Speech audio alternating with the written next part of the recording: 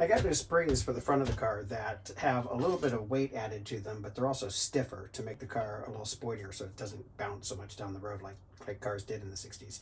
And if you know AMCs of the 50s and 60s, then you know that the way the coil springs in the front are put in is they have these seats that they sit on top and bottom. And these seats have little ears that come down with holes in the sides. So there's a special tool from AMC, of course, that you compress them to a certain point and you put these clips on, essentially very heavy duty, of course, and then you undo the weight, and then you basically just pull the springs back out, because you can't use traditional coil spring compressors on these with those, the way they have those seats and ears.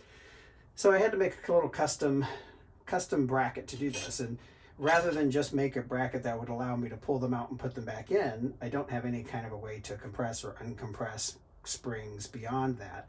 So I made these on threaded rods. So you can see these bolts here will clip into the little ears on the tool when it's all, when the spring's all compressed in the car.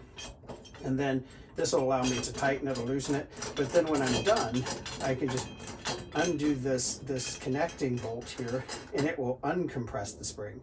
So that would allow me to put in the new springs, the new spring cushions, and then compress them all safely down into place and put them in place. And then these here, of course, this is these will float up and down on this rod, and then they're bolted together here. So that sort of is an extra safety feature, so the spring can't bow out in either direction and come loose, because that's very dangerous. So if you know AMCs from the 50s and 60s, then you know what I'm talking about here, and this is something that's definitely needed to change out springs.